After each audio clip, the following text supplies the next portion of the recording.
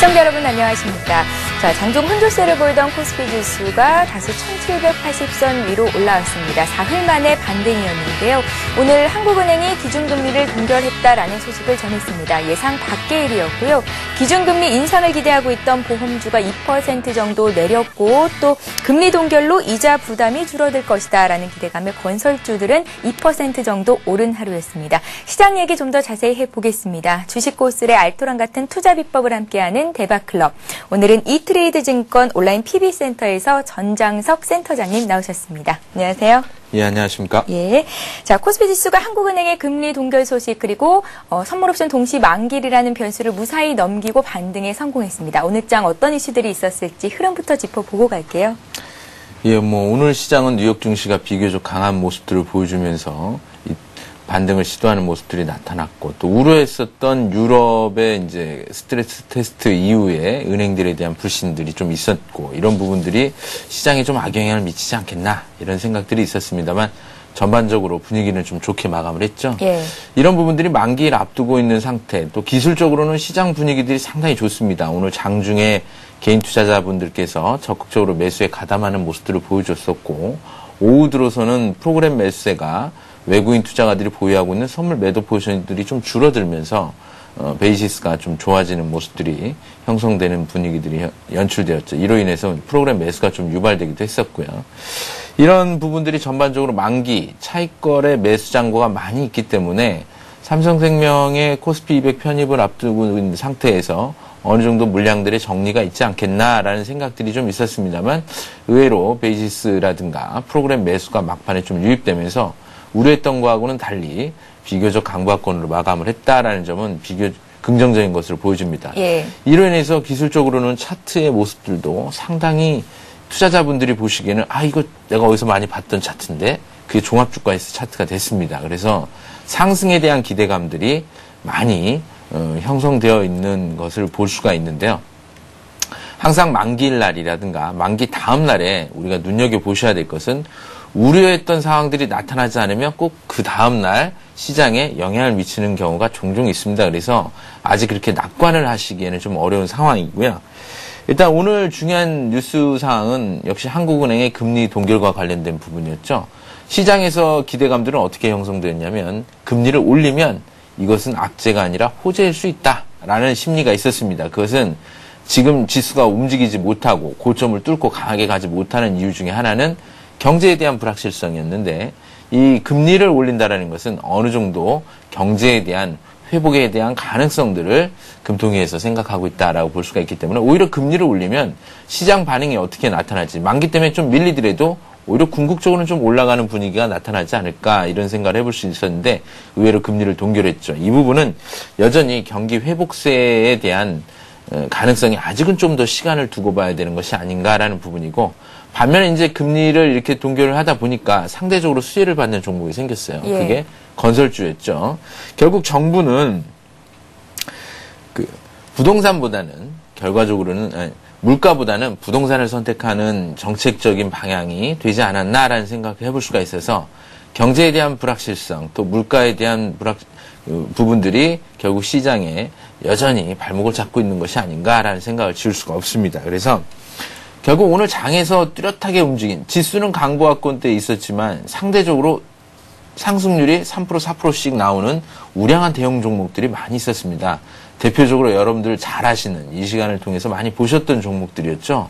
유통 관련된 종목들 그리고 건설 종목들이 특히 이제 토목 관련된 어떤 아파트 쪽보다는 토목 관련된 건설 종목들 해외 수주라든가 또는 GTX 관련해서 이런 토목 관련된 종목들에 대한 분위기들이 좀 좋았고 또 금리가 동결됨으로 인해서 건설주들에 대한 금융 부담이 줄어든다는 내용들이 어느 정도 시장에 재료로 작용을 했고요.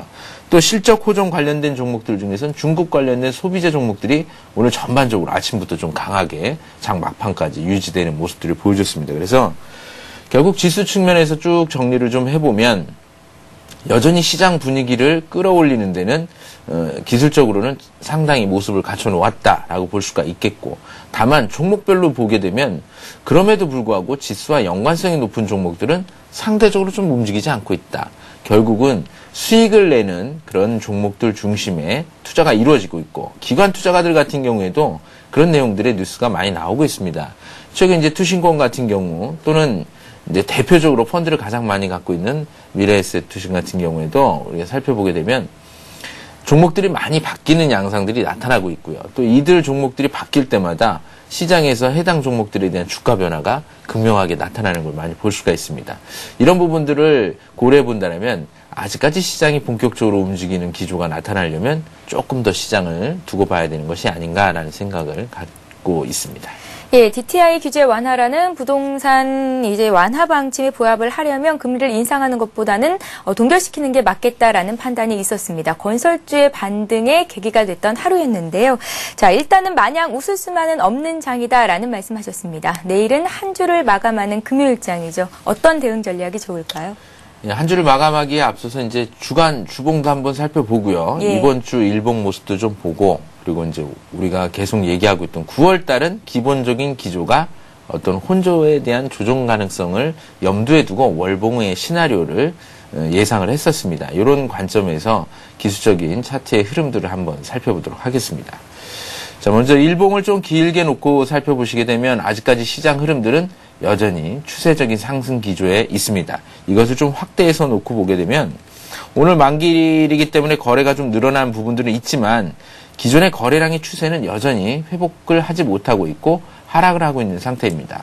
결국 주가는 상승 기조를 유지하고는 있지만 거래량이 회복되지 못하고 있다는 것은 결국은 종목별 장세로 가고 있다는 것이고, 기관이나 외국인들이 본격적으로 시장을 주도하고 있지 못하다라고 볼 수가 있습니다. 하지만 이동평균선들의 흐름이라든가 중장기 평균선들 위에 단기 이동평균선들이 있으면서 또 캔들은 더블 바텀을 그리면서 고점 돌파를 시도하는 모습들, 이런 부분들은 종목을 고를 때는 상당히 좋습니다. 그래서 지수상으로도 추가 상승에 대한 기대감들을 기술적 분석만 놓고 본다면 충분히 가능하다라고 볼 수가 있겠는데요. 자, 그러면 주봉을 이제 우리가 살펴보면 주봉은 어차피 여러 개를 볼 필요는 없겠죠. 최근 주봉은 양선, 음선, 양선, 음선, 양선, 음선의 패턴으로 나타나고 있습니다.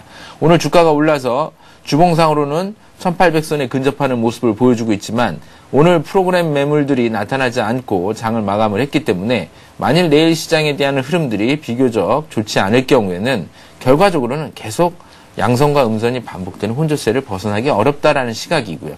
만일 내일 시장이 조정을 받는다라고 하면 결국 월봉의 모습들 같은 경우에도 9월달 강세를 보여주고는 있지만 결국은 고점에 꼬리를 달아놓는 모습들에 대해서 우리가 기존의 시각을 가져볼 수밖에 없지 않겠나라는 생각입니다. 만약에 9월달 흐름들이 강하게 간다면 두 가지 측면에서 보셔야 됩니다. 1800선을 넘어서고 9월장이 1800선을 지켜냈을 경우에는 이것은 오버슈팅에 대한 가능성들이 50% 있다라고 보시면 되겠고요. 또 한 가지는 1800선을 넘어서고 나서 매수 주체가 뚜렷하게 부각돼야 된다는 생각입니다. 즉 외국인들이 다시 돌아와 줘야 된다는 생각이죠. 이것은 동남아라든가 최근 아시아 시장, 이머징 마켓으로 한국 시장에 비해서 상대적으로 자금들이 많이 이동하고 있는 점을 고려해 본다면 두 가지 측면이죠. 1800선을 넘어서고 1800선을 지켜주는 모습들이 9월 달에 나타났을 때 외국인 투자가들의 매수가 유지돼 줘야 되고 거래량이 함께 동반되는 것을 반드시 체크해 주시고요. 그렇지 못하다라고 하면 결과적으로는 상승을 했더라도 이익 실현 관점에서 시장을 접근하는 것이 바람직하지 않겠나. 궁극적으로는 이런 외국인들의 수급이 뒷받침되지 않은 상태지만 실제로 거래량도 늘어나고 외국인 수급도 받쳐지면서 1800선을 지켰을 경우에는 추가적인 상승 랠리가 오히려 좀 더 빨리 이어질 수 있다라는 관점에서 보시고요. 그 시작은 중국에서 또는 한국 시장에 대한 메리트가 기관이나 외국인들 입장에서 다시 유입될 수 있지 않겠나라는 생각에서 보시면 되겠습니다.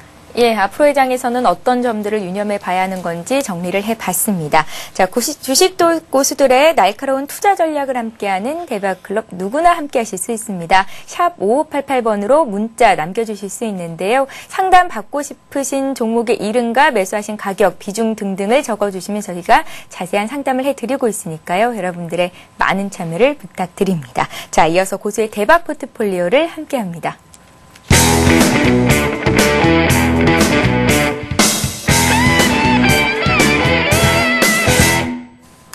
예, 고수의 포트폴리오를 따라 잡아보는 시간입니다. 고수의 대박 포트폴리오 시간인데요. 자, 가을 개편을 맞아서 다음 주부터 대박클럽이 새로운 모습으로 여러분들을 찾아뵙니다. 그래서 이제 이번 한 주간은 전문가들이 그간 포트에 담아오셨던 종목들을 살펴드리는 시간으로 꾸미고 있는데요. 함께 갖고 계시거나 눈여겨보고 계셨던 종목들이 소개가 된다면 잘 한번 살펴보시고 정리를 해보는 시간으로 마련이 됐으면 좋겠습니다. 자, 먼저 전장석 센터장님께서 그간 갖고 계셨던 종목들 하나하나 살펴봅니다. 먼저 NHN부터 볼게요.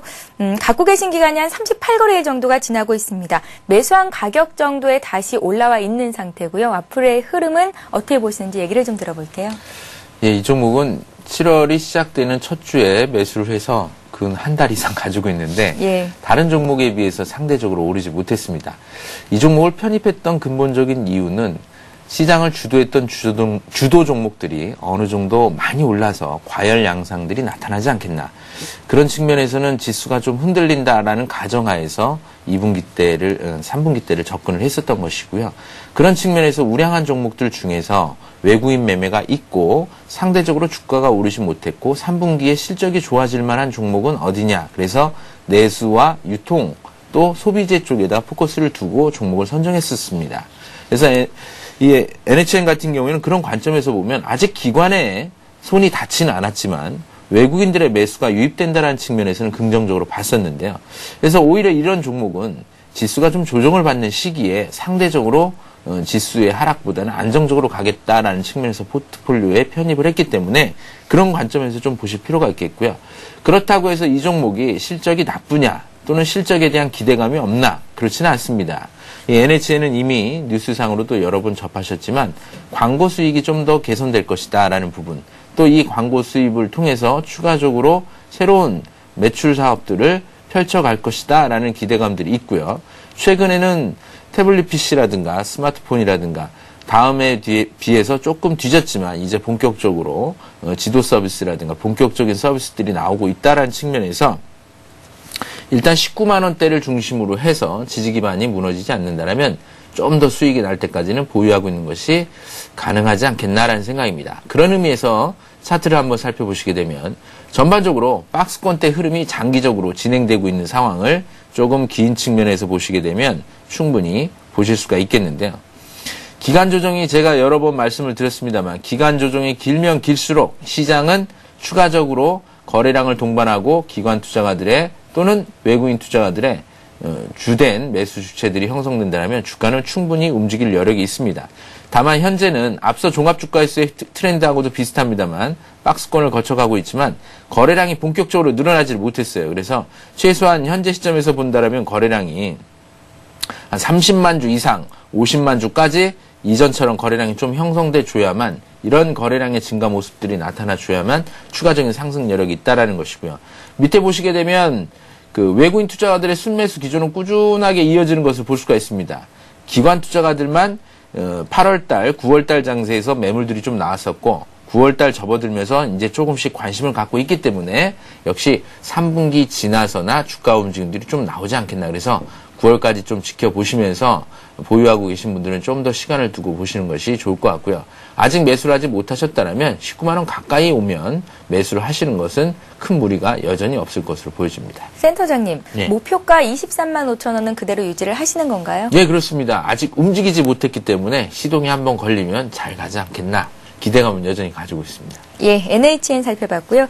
이어서 LS 보겠습니다. 지주회사 LS 수익률이 아주 높습니다. 17% 정도 수익이 나고 있는 상태인데요. 역시나 자회사의 이득을 톡톡히 보고 있다라고 평가를 해볼 수 있을까요? 예, 제가 한 달 전인가 두 달 전에 이제 모 방송에 나가면서 워낙에 강하게 움직이는 종목들이 자동차 관련된 섹터, 또 그때 당시에는 LED, 또 아몰레드 관련된 이런 전기전자 종목들의 주가가 상당히 강하게 갔습니다. 예. 그때 나왔던 질문이 뭐냐면 이렇게 강하게 가는 종목들을 과연 지금이라도 사야 되냐? 또 녹색 성장 관련해서 태양광이라든가 원자력이라든가 또는 2차 전지, 스마트 그리드 주로 올해 많이 다뤘던 종목들이 다 그런 종목들인데 이런 종목들이 강하게 갈 때 과연 나도 여기에 편승을 해야 되나? 꼭지를 잡는 것이 아닌가? 이런 우려 섞인 질문들을 받았습니다. 그때 제가 답변을 드렸던 것은 그러면 그 종목이 아닌 다른 종목들을 사실 만한 것이 뭐가 있습니까? 라고 물어보면 답이 없었어요.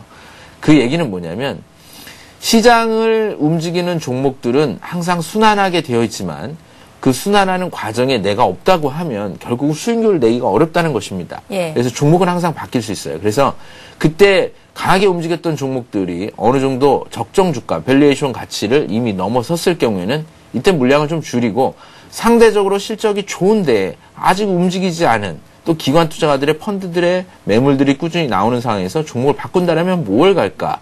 그때 이제 위안화 강세에 대한 뉴스들이 터지면서 시장이 집중 조명이 됐죠. 이제 결국 시장의 트렌드는 어느 정도 한 템포 벗어나는 흐름들이 나타나겠구나라고 해서 그때 이제 2차 전지 관련주하고 중국 관련주를 찾다가 유통과 LS를 선택하게 된 것입니다. 근데 이 LS 같은 경우 당시에도 10만 원대 초반 가격권대 또는 10만 원 미만에 있었기 때문에 매수할 수 있는 기회가 충분히 있었고요. 그 이후에도 사실 5일선이라든가 21선을 타고 계속 흐름이 좋았습니다. 차트를 보면서 그런 내용들을 좀 살펴보겠습니다. 기관 투자가들이 평가해 놓은 LS의 적정 밸류에이션 가치는 목표 주가 12만 원대를 넘어서는 가격입니다. 차트에서 좀 길게 놓고 보시게 되면 12만 원이라고 하는 것은 고점을 넘어서는 트렌드가 나타나 줘야 되는 것이죠. 제가 앞서 거래량, 고점을 넘어서기 위해서는 거래량이 가장 기본적으로 수반돼야 되는데 이미 LS는 고점을 넘어서기 위한 거래량들을 충분히 밑에서부터 모으면서 올라왔고 주가가 올라가면서도 이 거래량이 식지 않고 있다는 것입니다. 또 8월달과 9월달, 7월달 접어들 들면서 기관 투자가들이 과거에는 보이지 않았던 매수 흐름들이 꾸준하게 일별로도 순매수가 나타나는 모습들이 보여줬었고요. 외국인 같은 경우에는 아직 매수에 발을 담그진 않았습니다. 그럼에도 불구하고 이렇게 움직였다는 것은 상대적으로 기관 투자가들도 너무 오른 종목들을 사기 어려운 상황이었기 때문에 이런 종목들의 지주회사 관련된 종목들, 특히 RFID 관련해가지고, 죄송합니다.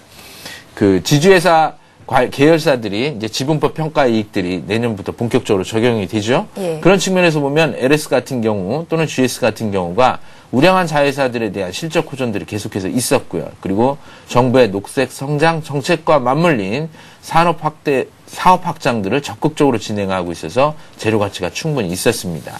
그래서 이 종목은 현재 10만 원대에서 매매를 해서 보유를 하고 계신 분들이라면 계속해서 12만 원을 넘어설 때까지 보유 전략들이 가능할 것 같고요.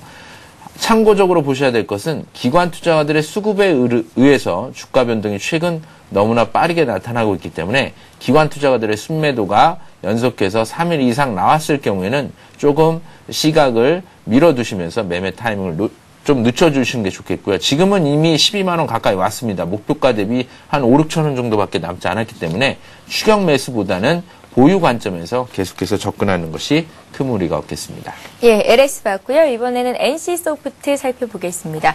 역시 수익이 꽤 많이 나고 있는 종목이죠. 한 18%를 넘어가고 있고요. 오늘 거래가 24만 원 선에서 맞춰졌는데 목표가를 27만 원 주셨던 종목입니다. 역시 목표가까지 좀 더 들고 있어도 괜찮을까요? 예, 그렇습니다. 이 종목도 사실은 아직 외국인 투자가들이 시장에 적극적으로 참여를 하고 있지는 않습니다. 예. 이제 게임주라고 하는 부분들은 지식산업이다라고 보시면 되겠습니다. 비용 부담이 적게 든다라는 거죠. 물론 개발하는 기간이라든가 또는 개발을 해놓고 나서 시장에서 얼마만큼 호응을 얻느냐에 따라서 그 매출이 극명하게 나눠지는 부분일 수가 있겠는데요. IT의 발전 속도라든가 또는 전산의 발전 속도들을 가만히 살펴보시게 되면 이제 우리가 사용하는 모든 전자기기는 휴대를 하면서 그리고 형태에 상관없이 이용할 수 있는 환경들이 만들어질 겁니다. 영화에서 보던 환경들이 점차 실현화되고 있다는 측면에서 게임 산업은 이제는 성인이 하는 게임들도 많이 생겼고요. 또 그 캐주얼 게임이라고 해서 단순한 게임들, 우리가 여러분들이 잘 아시는 고스톱 같은 게 그런 것들인데 뭐 이미 워낙에 많은 광팬들을 갖고 계시지 않습니까? 더군다나 가장 수요가 큰 중국 시장에서도 이런 온라인 게임에 대한 성장 속도가 나타나고 있고 또 NC소프트 외에 그 게임주 다른 것들이 있죠. 갑자기 이름이 생각이 안 나는데요. 최근에 나온 뉴스들은 이런 게임 관련된 종목들이 중국 시장에서 선전을 하고 있고 발표회라든가 또는 컨퍼런스들을 진행하는 내용들을 보게 되면 중국에서 매출 성장이 기대된다라고 합니다. 그런 측면에서 본다면 역시 강한 종목들은 다시 시장에서의 관심이 모아지지 않겠나라는 측면이고요. 그런 측면에서 목표가 대비 상당히 저평가되어 있었고 실제 지수가 움직일 때 안 움직였습니다. 약 3개월 정도 횡보를 하면서 시장에 관심을 갖기를 기다리고 있었는데요. 그런 측면에서 본다면 현재 기술적으로 저희가 이제 매매에 나섰던 가격권대가 있었죠. 그게 20만 원 초반이었습니다. 여러분들이 이제 제가 10만 원짜리, 20만 원짜리 종목들을 주로 이제 말씀을 드리다 보니까 일반 투자자들께서 상당히 힘들어 하시거나 몇 주 사지 못하지 않느냐 그런 얘기들을 하시는 경우가 가끔 있습니다. 10만 원짜리 10주 100만 원을 사는 거하고 1000원짜리 만주를 사는 거하고는 큰 차이가 없습니다. 수익률은 똑같습니다. 개인 투자자들이 선호하는 종목들은 저가주이지만 이 저가주로 움직이는 세력이 순식간에 빠져나가게 되면 언제 빠져나가는지도 모르게 빠져나갑니다. 하지만 10만 원, 20만 원짜리 종목이면서 거래량이 몇천억씩 되는 종목들 같은 경우에는 외국이나 기관 투자가들이 건드리는 종목들이고 이들은 움직이는 것이 눈에 보입니다. 그런 측면에서 우량주를 고르시는 것이 여전히 안정적이고요. 20만 원대 가격을 가만히 놓고 보시게 되면 역시 고점에서 3개월 정도 횡보한 이후에 주가가 거래량을 다시 수반하면서 움직였습니다. 그런 측면에서 본다면 역시 NC소프트 목표 주가 27만 원. 20만 원대 있던 것들에 대한 목표 주가를 27만 원을 얘기했다는 얘기는 30% 이상의 수익률이 가능하기 때문에 말씀드린 겁니다. 그런 측면에서 보면 여전히 당시에는 저평가되었다는 인식이 있었다라는 것을 여러분들이 생각을 하셔야 되겠고요. 내가 매수하는 종목이 과연 저평가되어 있는지 내가 생각하는 것처럼 다른 전문가나 또는 리서치, 증권사의 레포트에서 가치가 얼마만큼 평가되었는지를 여러 증권사 거들을 다 함께 둘러보십시오. 그러면 충분히 컨센서스가 만들어진 서로 합의되어 있는 적정 목표 주가를 일반 투자자들께서도 쉽게 평가하실 수가 있기 때문에 현재 24만 원 목표 수익률에 약 55% 정도가 올라왔습니다. 추가적인 상승력이 남아있기 때문에 보유 전략 여전히 유효할 것 같습니다. 예, NC소프트 봤고요. 자, 다음 종목은 SM입니다. 일본에서 소녀시대 인기가 굉장합니다. 이에 따라서 이제 SM에 대한 주가 기대감도 점차 높아지고 있는 상황이고요. 지금 가격대는 이제 센터장님께서 매수하신 그 가격대 정도 와 있거든요. 앞으로 더 올라갈 수 있을까요? 예, SM을 고르면서 많이 좀 고민이 됐습니다. 예.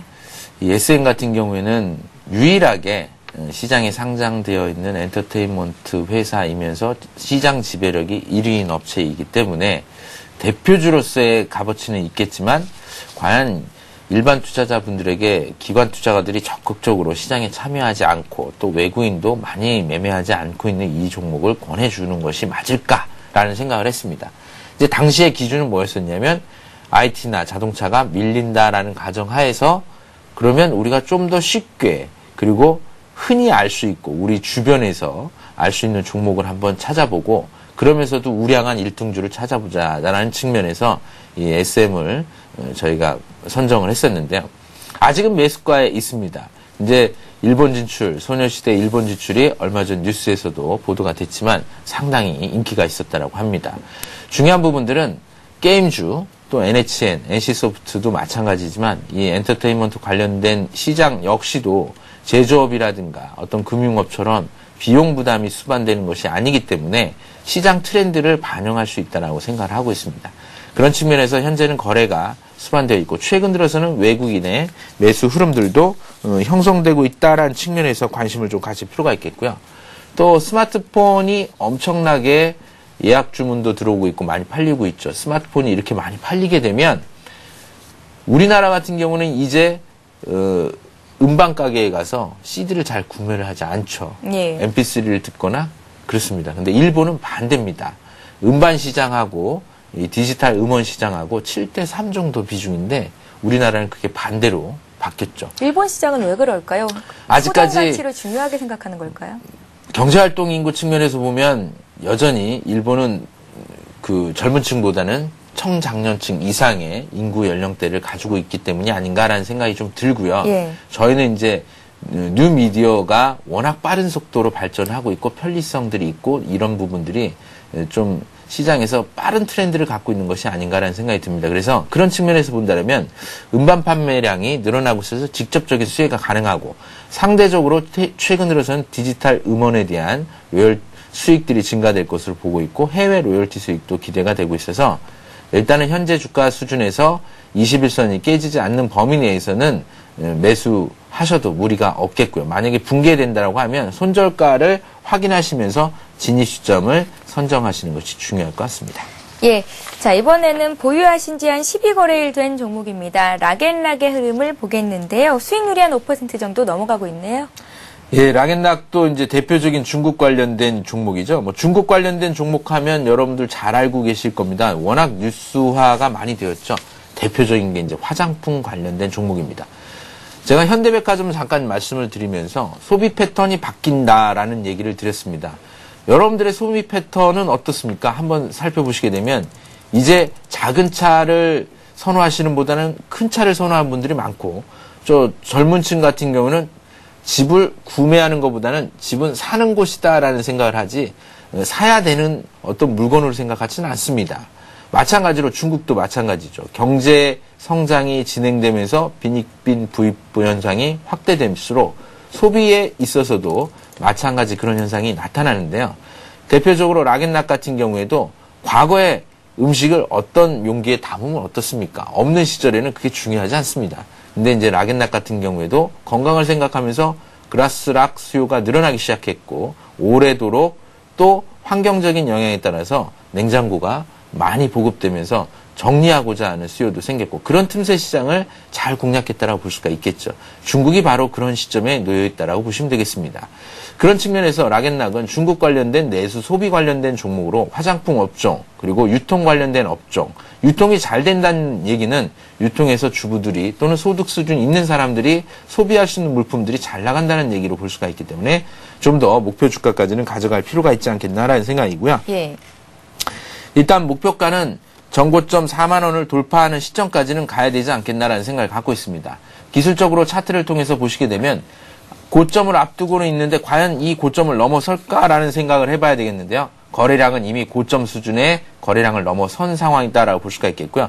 물론 상장된 지 얼마 안 됐기 때문에 매물 부담이 없습니다. 그 얘기는 이미 6개월 된 이후에 보유하고 있었던 대주주 물량들이 어느 정도 나와줬고 락앤락 같은 경우는 연말에 배당 가능성들도 높은 종목으로 기관들이 평가를 하고 있기 때문에 일단 고점 돌파까지는 좀 더 여유를 두고 가져갈 필요가 있지 않겠나라는 생각이고 이 종목 같은 경우에는 기관 투자가들과 외국인 투자가들이 함께 물량을 갖고 있습니다. 그래서 비교적 좀 더 보유를 해도 무리가 없을 것으로 보여집니다. 예, 전장석 센터장님의 포트 종목들 비교적 양호한 흐름들을 보여가고 있는데요. 정리를 좀 해볼까요? NHN부터 락앤락까지 총 5종목을 들고 계십니다. 자, NHN부터 살펴보겠습니다. 매수하셨던 가격이 19만 8천 원 정도였는데요. 계속 들고 가도 괜찮겠다라는 말씀 주셨고요. 현재까지 수익률은 한 0.5% 정도 나고 있는 상태입니다. 목표가 23만 5천 원 그대로 유지하시겠다라는 말씀 덧붙여 주셨습니다. 자, 다음은 지주회사 LS입니다. 수익률이 17%를 넘어가고 있는 종목 이고요. 역시 목표가인 12만 5천 원 그대로 유지하시겠다라는 말씀하셨습니다. 세 번째 종목은 NC소프트입니다. 저도 생각이 나는데 MC분도 한번 매수를 해보세요라고 말씀하셨던 종목이었는데요. 그때 살 걸 그랬어요. 수익이 한 18%를 넘어가고 있습니다. 매수가가 20만 3천 원이었고요. 목표가 27만 원 주셨습니다.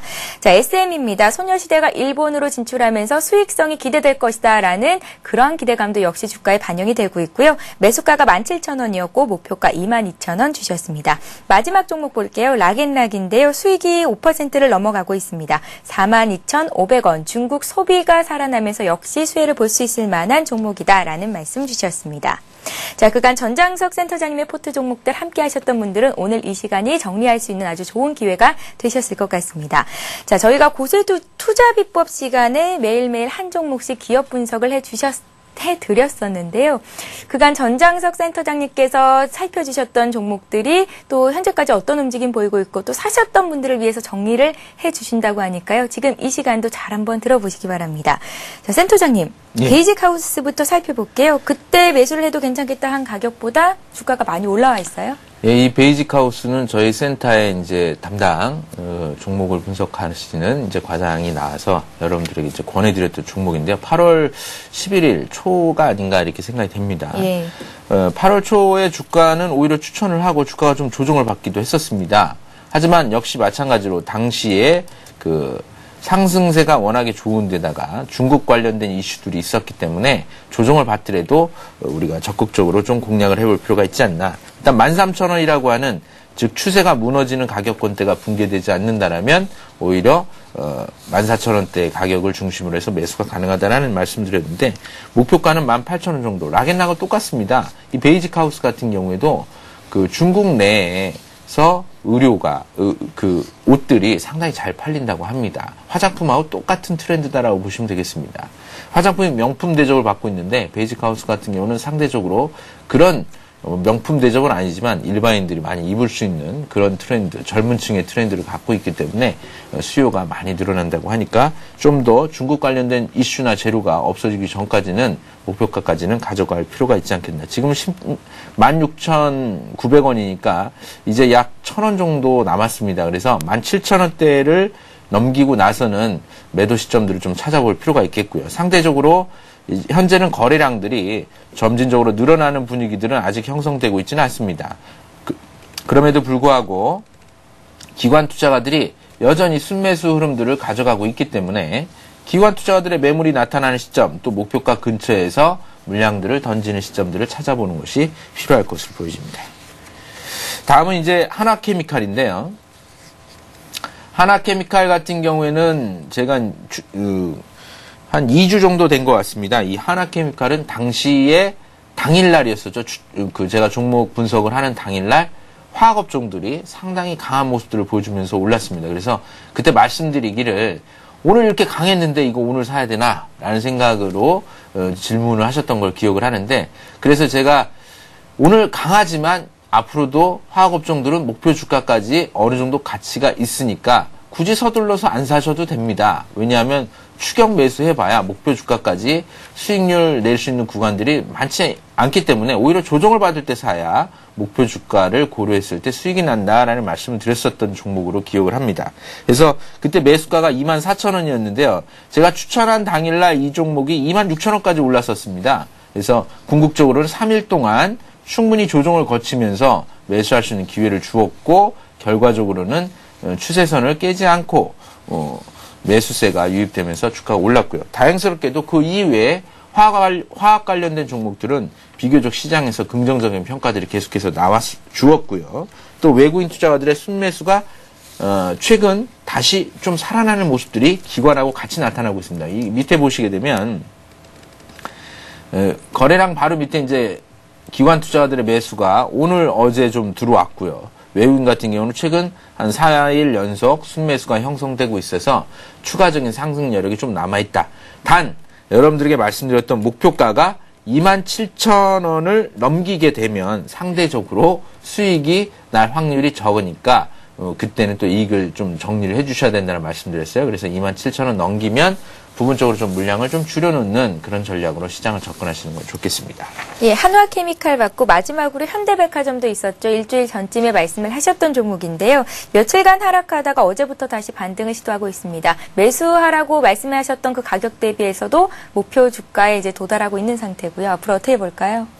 예, 백화점, 현대백화점도 똑같은 트렌드였습니다. 추천 종목을 들고 온 당일날 좀 이 종목도 되게 강했었어요. 예. 그래서 따라가면서 사기보다는 강한 종목은 당시의 지수의 흐름들이 그랬죠. 하루 오르고 나면 또 한번 흔들려 주고 그래서 오히려 급하게 서둘지만 않으면 매수할 수 있는 기회도 충분히 있고 던질 수 있는 매도할 수 있는 기회도 충분히 있다라는 말씀드렸는데 역시 당일 종목이 나가고 나서 딱 일주일이 됐는데 3일 연속 조정받고 이틀 상승을 해서 결과적으로는 추천 나간 당일날의 주가를 다시 회복을 했고요. 예. 추천했던 당일날의 주가보다 매수가를 낮춰 잡았었습니다.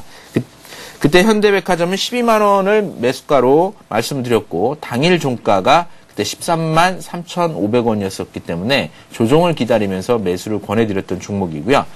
유통 관련된 섹터 같은 경우에는 국내도 마찬가지지만 그리고 중국 같은 경우에도 유통과 소비 관련된 종목들 중에서 실적이 수반되고 기관 투자가들이 매수하고 있거나 외국인들이 매수하고 있는 종목들, 그 추세가 매수하는 유동성의 추세가 깨지지 않은 종목들은 계속할 가능성이 있습니다. 그래서 목표 주가까지는 봐야 된다. 이 종목들이 상반기에는 별로 두각을 나타내지 않았기 때문에 하반기 때 실질적으로 목표 밸류에이션을 만들어내고 실적이 호전되는 것을 고려해서 적정하게 평가를 해놓은 것이기 때문에 일단은 목표가까지는 들고 있을 필요가 있겠는데요. 이 종목의 목표가는 15만 원입니다. 이 15만 원은 기술적으로 살펴보시게 되면 비슷한 패턴이죠. 앞서 NC소프트도 마찬가지였고 락앤락도 마찬가지였고 베이직하우스도 마찬가지였지만 3개월의 기간 조정 텀을 충분히 줬고 거래량을 수반을 했고 또 기관 투자자들과 외국인들의 매수가 수반이 되면서 주가가 움직였습니다. 그래서 이제 3개월을 쉬고 움직이는 상황이기 때문에 월봉을 통해서 보시더라도 현재는 박스권 이후에 강한 양선을 만들어주고 있기 때문에 월봉상으로는 이미 고점을 넘었습니다. 그래서 밸류에이션을 충분히 고려해서 15만 원까지 들고 계셔도 오히려 큰 무리가 없지 않겠나라는 생각입니다. 예, 전장석 센터장님께서 그간 기업 분석을 해주셨던 종목들 흐름 봤습니다. 자, 이렇게 살펴보니까요. 그간 기업 분석을 해주셨던 종목도 그렇고 포트에 넣어주셨던 종목도 그렇고 수익률이 다 좋거든요. 단순히 운이라고 보기엔 수익이 너무 좋은 것 아닌가라는 생각 드는데 비법을 좀 알려주세요. 종목 고르실 때는 어떤 점들을 살펴보시나요? 제 혼자 고르진 않는다라는 게 원칙이고요. 제가 이제 주식을 처음 시작할 때 근 한 5년 동안 한 일이 있었습니다. 그러니까 증권사 객장들을 다 돌아다니면서 증권사들이 데일리로 만들어낸 레포트를 아침에 한 2시간 동안 그걸 다 읽습니다. 그리고 거기에서 추천한 종목들하고 목표 주가를 HTS에 메모하는 기능이 있잖아요. 거기다 다 넣어놓습니다. 이렇게 다 넣어놓고 나서 이 종목이 왜 오르지? 할 때마다 보는 거예요. 아, 목표 주가가 아직도 많이 남았네. 기본적 분석을 통해서 기업의 매출이라든가 영업이익률 또 앞으로 향후 성장률이 얼마나 될 건지를 분석하는 능력은 없지만 그것을 잘 분석할 수 있는 똑똑한 애널리스트들이 만들어낸 목표 주가를 컨센서스를 만드는 겁니다. 나 이외에 다른 사람이 적정하게 어느 정도로 했느냐. 예를 들어서 어떤 사람은 3만 원을 목표 주가로 내놓는 사람이 있고 어떤 사람은 5만 원을 목표 주가로 내놨습니다. 그러면 나는 4만 원을 하면 되는 겁니다. 예. 간단하죠. 그래서 그것이 적정한지 안 적정한지를 떠나서 많은 사람들이 이 종목은 현재 가치가 저평가되어 10,000원짜리 종목이다라는 거죠. 예를 들면. 그래서 원칙은 나 이외에 다른 사람들은 이 종목을 어떻게 평가하고 있는지를 반드시 회의를 해서 결정을 한다라는 겁니다. 그리고 이 종목을 고르기 전에 기관 투자가들이 내놓는 레포트나 시장에 대한 전망들에 대해서 역시 마찬가지로 다 봅니다. 그래서 직원들하고 회의를 하고 회의를 통해서 그러면 우리는 어느 방향으로 의견을 모아야 되잖아요. 의견을 모은 다음에 그러면 그 흐름과 맞춰서 인기가 있을 만한 우량 종목들을 고릅니다. 그 우량 종목들 중에서 저희가 미인대회 하듯이 종목을 하나씩 지워나가고 리스크 요인들을 찾아서 서로 네거티브한 토론을 합니다. 리스크 요인들이 상대적으로 적은 것을 고릅니다. 그렇게 해서 고른 종목들이고요. 저희가 이제 포트폴리오를 한번 편입을 하면 기본적으로 한 달 이상을 가져간다라는 관점에서 접근을 합니다. 그 얘기는 목표 주가 대비 최소한 20% 목표 수익률을 설정을 하고 가고요. 손실 폭은 한 10% 정도를 설정하고 갑니다. 그래야만 좀 한 달 이상을 가져갈 수 있는 여유가 생기기 때문에 10%는 사실 하루 등락으로도 무너질 수 있는 지수대이기도 합니다. 가격대이기도 한데 개별 종목들은 그렇게 하루 만에 무너질 수 있습니다. 하지만 그 우량한 코스피 200 종목 또는 시가총액 상위 종목들 같은 경우는 기관 투자가들도 보유하고 있기 때문에 그 종목의 수익률이 펀드의 수익률이기 때문에 한 번에 그렇게 무너뜨리지가 않죠. 그래서 기관 투자가들의 수급이 있는 종목들은 나갈 때 티를 내고 나갑니다. 1조 원씩 물량을 갖고 있는 투자자들이 그것을 하루 만에 팔래야 팔 수가 없는 거죠. 몇 날 며칠을 두고 팔아야 되기 때문에 그런 흐름들을 충분히 파악할 수가 있어서 오히려 가벼운 일반 투자자분들은 지수 관련된 또는 우량한 시가총액 회사가 망하지 않을 만한 종목을 고르는 것이 오랫동안 스트레스 덜 받고 투자하실 수 있는 종목 선정 기준이 아닌가 생각이 됩니다. 센터장님, 증권사에서 내놓는 리포트들 꼼꼼히 잘 읽는다면 개인 투자자분들도 역시 이 같은 수익률을 낼 수 있는 가망성이 있는 겁니까? 그런 질문 많이 했습니다. 네. 그러니까 제가 주식을 처음 배울 때에도 기관 투자가들이 올라갈 거다라고 해서 내놓은 종목을 사면 항상 손해를 봤던, 또 애널리스트들이 상반기 때 연초가 시작되면 올해 증시 전망은 어떻다라고 얘기했는데 한 3개월에서 6개월 정도 지나고 나면 전망들이 조금씩 바뀌어가는, 그래서 불신들이 많이 생기는 그런 부분이 있었습니다. 경제나 시장을 전망하는 것은 어려울 수 있습니다만 종목은 가치를 평가하는 것이죠. 그러니까 여러분들이 기술적 분석을 배웠다라고 하시면 내가 알고 있는 기술적 분석 노하우들을, 기본적 분석을 모르시면 종목을 평가해 놓은 그 내용을 가치 있게 보시면 될 것 같습니다. 그리고 한 사람이 아니고 여러 사람이 가격을 내놓기 때문에 그 컨센서스라고 해서 현재가의 의견들을 내놓는 게 있습니다. 그 의견들을 꼼꼼히, 트렌드가 올라가는 트렌드지. 여러분들 부동산 사실 때 해당 부동산을 내가 구매한 다음에 이 부동산이 앞으로 잘 될 건가 안 될 건가를 단적으로 평가하는 것은 공시자료 보시게 되면 해당 부동산의 땅값이 과거에 상승하는 트렌드였냐 하락하는 트렌드였냐 아니면 변동이 없었느냐를 보셔야 됩니다. 마찬가지로 화학업종들 LG화학 같은 경우가 대표적인데요. 시간이 지날수록 2차 전지라든가 LED 관련된 시장의 업황이 바뀌면서 목표 주가가 계속 올라갔습니다. 예. 그런 것들을 보시는 게 좋습니다. 그런 것이 궁극적으로는 가격이 많이 올랐다고 해서 못 오르는 것이 아니라 그렇게 올라갈 거다라고 전망을 하고 또 전망한 기관 투자들이 사고 있다라고 하면 같이 편승을 하는 것이 바람직하지 않겠나라는 생각이고요. 기관 투자가들이 매수하는 종목이 시장을 움직이지는 않습니다. 외국인이나 기관 투자가들이 거래하는 그런 종목들이 시장을 움직이기 때문에 개인 투자가들이 매매하는, 또 여러분들이 선호하는 종목군들을 여러분들끼리 많이 얘기들을 하시는데 단기적으로는 괜찮을지 모르겠습니다. 근데 긴 안목에서 직장을 다니면서 투자하기에는 역시 기관 투자가들이 내놓는 종목들을 꼼꼼히 보는 게 더 효율적이지 않겠나라는 생각입니다. 예, 세상에 가짜는 있지만 공짜는 없다라는 말이 있습니다. 정말 돈을 공짜로 벌 수 있는 방법은 쉽지 않은 것 같습니다. 끊임없이 공부하고 분석하는 습관을 들이도록 노력해야 될 것 같네요. 자, 이렇게 해서 전장석 센터장님의 관심 종목들 살펴봤고요. 내일은 대박 포트폴리오에서 애널리스트 제5대 총통님의 종목들을 정리해 보겠습니다. 내일도 저희와 함께해 주시기 바랍니다. 자, 이어서 여러분들의 종목을 상담해 드리는 시간이죠. 고수는 해결사를 함께합니다.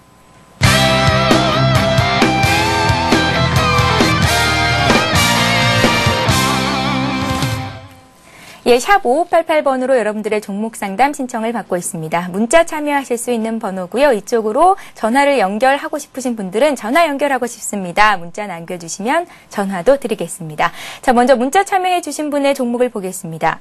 세명전기가 들어와 있는데요. 7796님께서 보내주셨고요. 매수하신 가격은 7,200원, 비중은 없으십니다. 중기로 가져가도 될까요 하셨는데요. 철도 관련주죠. 예. 최근에 이제 정부가 MB 정부의 가장 큰 트렌드는 녹색 성장이죠. 그래서 고효율, 저에너지를 쓰는 산업에 집중적으로 투자를 하겠다. 그래서 고속도로는 이제 더 이상 놓지 않겠다. 철도를 놔서 에너지 효율을 또 탄소 배출권 시장에서 트렌드를 좀 선호하는 그런 정부로 가겠다라는 내용을 발표를 했습니다. 그러자마자 움직였던 종목들이 이제 철도 관련된 종목들입니다. 철도 하면 일단은 기간 산업이고 토목 관련된 산업이기 때문에 이게 대규모 철도공사 또는 고속철도공사 이런 것들을 하게 되면 컨소시엄을 구성하는 경우가 많이 있습니다. 그래서 세명전기는 그런 컨소시엄을 구성을 하는 회사에 소속될 수 있는 작은 회사입니다. 그런 산업을 주도할 수 있는 것은 이제 토목 관련된 건설 산업들, 현대산업개발이라든가 삼성중공업이라든가 대림산업 같은 종목들이 이제는 그 시행 건설을 하는 기간 회사로 정해지고 거기에 철도는 어느 회사가 놓을 건지 그리고 거기에 전기시설은 누가 할 건지 이런 것들인데요. GTX라고 하는 것은 좀 땅속 깊숙이 들어가서 전철과 같은 방식으로 운행되는 철도를 말하는 것입니다. 그래서 여기에는 땅을 깊이 팔 수 있는 능력이 있는 회사가 있어야 되겠고, 또 전기시설을 잘 놓는 회사가 있어야 되겠고, 그리고 이 송배전 관련된 것들을 잘 컨트롤하는 회사가 있어야 되겠죠. 이 세명전기 같은 경우에는 이 송배전 관련된 금속류 부품들을 만드는 회사로서 주가가 움직였습니다. 결국 트렌드에 편성해서 잠시 움직일 수 있는 종목이긴 하지만 그 대표적인 주관사는 아니다라는 거죠. 그래서 회사가 좀 작고 뉴스라든가 이슈로 움직일 수 있는 종목이기 때문에 결과적으로는 재료에 의해서 매매를 하신 것 같다라는 생각이 좀 들었습니다. 매수가가 72,000원이었습니다. 차트를 통해서 한번 살펴보시게 되면 7,200원이요? 죄송합니다. 예. 7,200원이었었고요. 차트를 통해서 보시게 되면 7,200원은 재료가 발표되고 나서 바로 고점대 두 번째 날, 세 번째 날 잡으신 것 같아요. 그래서 아직 재료 가치가 남아는 있습니다. 왜냐하면 정부가 발표를 했고 앞으로도 그렇게 할 거고 가시적으로 이 세명전기 같은 경우는 한전과 철도공사 쪽에다가 납품을 많이 합니다. 그래서 정부 정책에 따라서 많이 움직이고요. 해외 쪽에서 고속철 관련돼 가지고도 아직 기대감은 남아 있는 상황이죠. 그래서 매수가까지는 움직일 수는 있겠습니다만 한때의 트렌드이다. 그리고 한때의 이슈다라는 측면에서 좀 길게 가져가는 것은 바람직하지 않겠나라는 생각이고요. 해당 GTX 관련된 종목으로서는 터널을 잘 파는 동아지질, 그리고 그 철도 신호 제어를 하는 대아TI라는 종목이 있고요. 앞서 말씀드렸던 토목 관련된 C공사, 현대산업개발, 대림산업, 삼성물산 이런 종목들을 중심으로 해서 함께 보시면 되겠습니다. 예. 자, 이어서 이번에는 한솔 LCD 보겠습니다. 한솔 LCD는 43,600원에 60% 갖고 계시다고요. 문의를 하셨는데요. 진단 부탁드릴게요. 좀 짧게 해주세요. 예. 예. 한솔 LCD 같은 경우에는 최근 들어서 LCD 관련된 IT 관련된 종목들이 많이 빠졌으니까 올라오지 않겠나라는 생각을 기본적으로 좀 가질 수가 있을 것 같고요. 예. 그런 측면에서 최근의 주가 흐름들이 비교적 반등 흐름들을 타면서 좋았다라고 볼 수가 있습니다. 그럼에도 불구하고 반등은 반등인 것이 아닌가라는 생각을 지울 수가 없는 것은 전반적인 추세선들이 꺾이면서 고점에 매물 부담을 많이 갖고 있다라는 것입니다. 이미 한 3개월 이상 횡보를 하면서 추세가 무너진 상태에서 고점에 물려있는 거래량들이 많이 있습니다. 결과적으로는 반등은 물량을 줄여가는 타이밍으로 생각을 하셔야 되겠고요. 한솔 LCD 같은 경우에 매수하신 가격이 43,600원이시라고요? 43,600원이면 반등을 이용하셔가지고 수익을 내기 위한 그런 단기 트레이딩이셨던 것으로 생각이 됩니다. 그래서 반등을 한다면 추가적인 상승 여력들은 외국이나 기관이 좀 사고 있는 상황이기 때문에 45,000원대 이상 보신 연후에 물량을 좀 단기적으로 이익 실현하는 관점에서 접근하는 것이 좋겠습니다. 예, 자 이렇게 해서 고수는 해결사 시간은 여기서 마치겠고요. 다음 주부터 새롭게 찾아가는 대박클럽 시즌2에서도 전장석 센터장님의 강의는 계속됩니다. 여러분들 오늘 많은 분들께서 전장석 센터장님께서 하시는 말씀에 귀를 쫑긋 세우셨을 것 같은데요. 앞으로도 계속해 주실 테니까 저희 대박클럽과 언제나 함께해 주시기 바랍니다. 자, 대박클럽은 항상 시청자 여러분들과 함께하고 있습니다. 샵 5588번으로 문자 보내주실 수 있는데요. 오늘 상담 못해드린 종목들은 내일 투자클럽과 대박클럽에서 모두 소화를 해드리도록 할 테니까요. 끝까지 함께해 주시기 바랍니다. 자, 오늘 대박클럽이 준비한 소식은 여기까지입니다. 전장석 센터장님 수고 많으셨습니다. 고맙습니다. 예, 감사합니다. 네, 저희는 내일 이 시간에 다시 오겠습니다. 고맙습니다.